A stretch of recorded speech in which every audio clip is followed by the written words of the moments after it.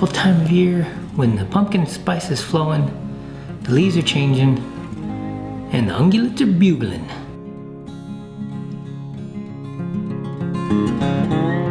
I love this time of year. You can pull out your nice cozy vests and your flannel shirts and warm up with a good coffee or a pipe near a fire or whatever. It's a great time of year. I actually love the fall. It's one of my favorite times of year. One of the really exciting parts of fall is the fact that it's hunting season, or hunting season's coming close. Now, archery season started in a lot of places, but rifle season's coming soon to most states near you. And this is a really exciting time of year. It's also a time of year when you've got to break out your gear and start getting tuned up. And if you haven't done so already, you're a little late to the party. Today I want to talk to you about the difference between bench rest accuracy and field accuracy, and the importance of both as you prepare for this fall hunting season or just the shooting seasons in general, competition or whatever. Let's break it down simply. What is the difference between bench rest accuracy and field accuracy and why they're both important?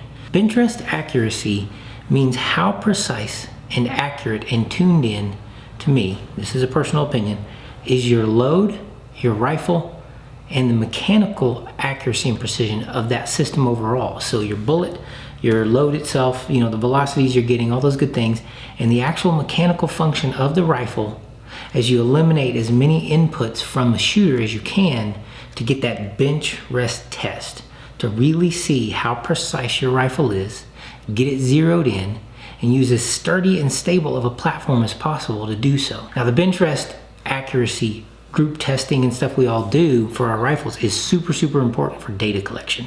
It's where you find out the actual mechanical nature of your rifle and the mechanical capabilities of your rifle and load combination. And you can set it up in a lot of different ways. You can use the sleds, you can use bags, you can use bipods and tables and all kinds of stuff. But the goal of bench rest accuracy and testing is to eliminate as many factors of negative input from the shooter as possible so that you get the truest representation of just purely mechanically what the rifle can do. Knowing the truth of what your rifle and your load can actually do so far as precision, accuracy, and velocities is really important when it comes to applying it to field use later.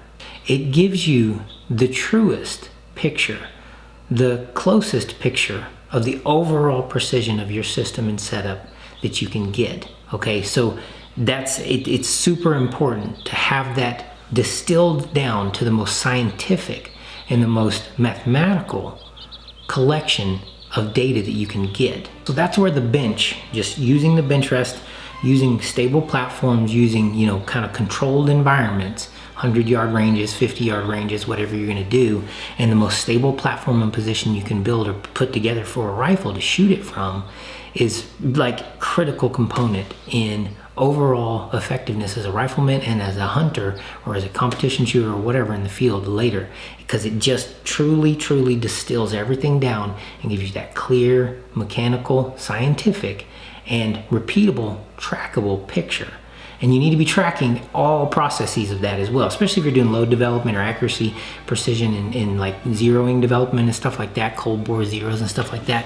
You need to be collecting this data on a bench or in a bench rest style situation, even if it's in the field, so that you can actually have the big picture of your rifle and you can track it, you can look at it, and you can crunch the numbers and you can find out where the flaws are in the mechanical system and the internal and external ballistics of what you're using, and eliminate those, track those, or correct those. So that's the bench. That's just the scientific method of approaching the accuracy and precision of a rifle and how to get it working the best you can, how to get it shooting the best you absolutely can with all variables, you know, kind of nullified to their smallest degree, or all the negative variables minimized as much as you can. Now, what that translates to in the future is being able to apply the data sets you've gathered there, the data on previous engagements, and that as controlled and scientific of the environment as possible, and apply that to your field shooting positions. And field shooting and field accuracy are always going to be different than what you get on the bench. Now, personally, field accuracy for me is usually a gain in group size is how it translates the best, because I can get on the bench with any given rifle. See my nice precision 6.5 Creedmoor here, and with the most dialed in setup and the most perfect situation for bench, rest shooting and all this stuff, and I can lay down some amazing groups with it. I can put down some half-minute groups, quarter-minute groups on a good day. I get 1 or 2 occasionally, and half-minute on average. And I know that, like, okay, half to 3/4 minute is an average bench rest accuracy for this system and this rifle. But when I get in the field, things actually change. Now, field positions and field conditions shooting are way different than bench rest. You have a lot less control over the variables, and there's a lot more input from the shooter, from you and your mechanics into the system that introduce inconsistencies or introduce problems into the system or quirks into the system. So you have to be able to track both. Personally, with this rifle, I'm just going to use this one particular rifle as example. I'm about a half to 3/4 minute shooter on the bench. Okay, so complete controlled environment, perfect load, everything's going great, stable conditions, best I can get it. But when I get in the field with it and I start shooting from field positions, that data set size for me grows from 3/4, half minute up to about 1 minute to 1 1/4, maybe even 1.5 minute of angle accuracy with this system in field conditions. And field conditions are going to look a lot different than the bench. You're going to be looking at stuff like maybe you're shooting from a tripod. Maybe you're shooting from a bipod from the ground with no rear back and you just got your body. Maybe you're shooting in a kneeling position or over barricade, under barricade, or you're sitting in like a hunting situation. Maybe you're sitting on your legs or on your butt and you got your gun up on your legs in like the rifleman position, or traditional rifleman stuff we used to practice for service rifle in the military. Or you're shooting over a branch, off a deer blind, that kind of thing. So you need to be able to get in the field, not just relying solely on your bench rest accuracy results, but get in the field and practice these different positions to help you gain a better understanding of what your system overall, including you, can do with the rifle. Now, I'm not saying you got to be OCD about it and track everything like a sniper, and I'm talking like writing data cards out for every single time you sit down and pull the trigger, writing, windage, elevation, temperature, barometric pressure, Coriolis, all this stuff down every time you pull the trigger. But it is a good idea to go into the field, shoot your rifle from field expedient positions, even if they're like precision group positions, like laying down on your bipods, trying to lay down some groups in the dirt at a target. Okay, so you still have a target. You have a functional 100-yard range target. You're still trying to lay down some groups. Maybe you're trying it with the tripod. You're actually up on the tripod. You're trying to lay down some groups with that, doing it at 50, doing it at 100. Those are important data sets for you, even if it's kind of a semi-field bench position, to gather in different environments, different temperatures, different barometric pressures, all of those things. Gather that data and just write down the snapshots. Just keep notes of the snapshots. You don't have to get too obsessive with it. I just say keep the highlights written down. Like this is a Lockbee field journal. It's a very simple little wax canvas journal. I keep some pads in and a pencil and pen, and I can just write down as I'm going. If I'm taking velocity measurements and stuff like that, I can write them down real quick in here. I can go out to the range, and if I made a mistake in a field position, or if I made a shot that was bad or whatever, I can jot that down. Like, what did I do here? Why did I get the result I did? Real quick, here's a note to myself, and then I can go back and reference those notes, and I can see and track the shortcomings in my positions, the shortcomings in my approach to field shooting and accuracy, and where the difference is in comparison to my bench rest accuracy. So I'd highly recommend picking up one of these, something along these lines. There's several versions of this type of stuff out there, but the Lockbee Field Journal, waxed canvas, this is my favorite little thing. It actually fits really well in a pocket, that kind of thing. I can keep it with my gear. So field positions, let's talk about some of those which are probably the most relevant to most shooters if you're talking about hunting. When it comes to hunting, offhand, just straight up like this, offhand shooting is going to be probably one that a lot of people encounter when you're out looking for game. If you bump up on something and you have a quick reactionary shot you need to take on something. So you need to have a rifle that's you're capable of doing that with. 19-pound rifle is pretty hard to take an offhand shot with. So your gear actually needs to match the environment you're going for as well. Like your mission set kind of is going to dictate what your equipment looks like and how you use it and how you practice it with it. Offhand shots, one thing. Kneeling shots off your knees, that kind of stuff. That's a pretty common position you might use in the field. I've used that a lot for varmint shooting and stuff like that. Offhand is more like bird shooting and stuff like that. Wing, you know, if you're out flushing game and stuff like that, flushing birds in the upland or whatever, and you're shooting a shotgun, you're probably going to be on your feet most of the time.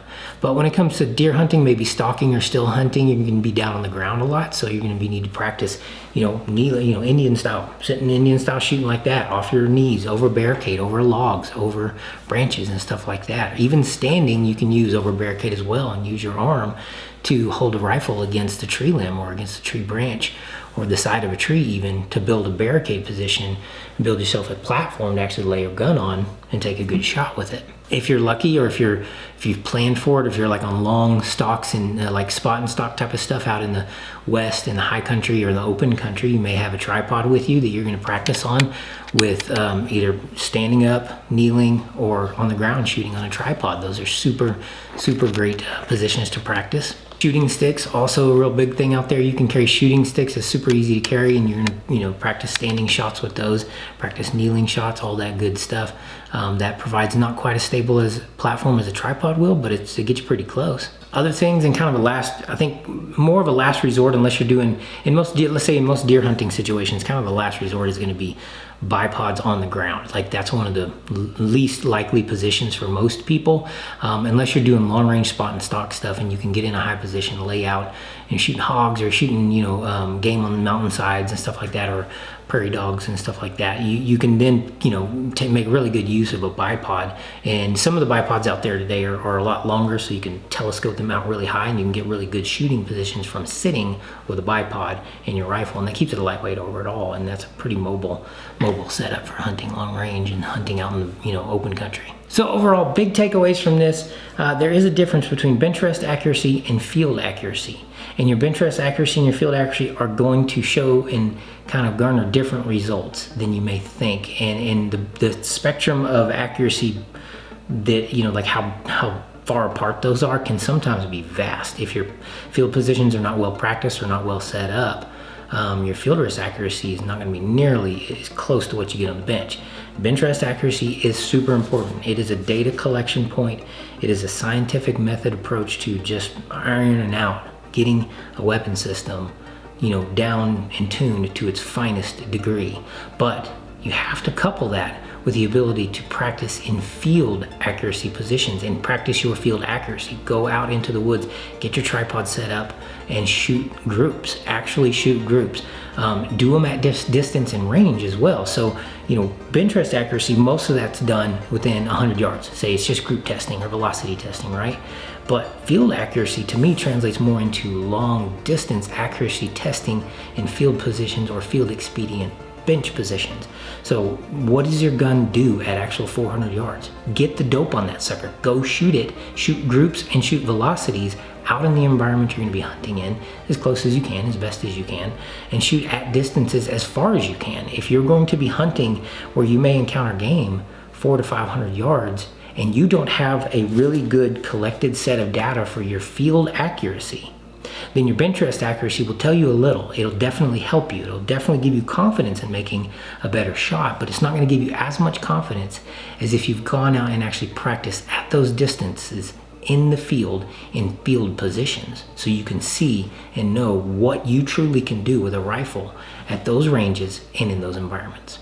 All right, I hope you got something from this today. Appreciate you guys sticking around. Thanks for watching the video. If you like this kind of content, like, subscribe, and share. And don't forget to get out, practice with your rifle, stay sharp, and be blessed. Y'all have a good day.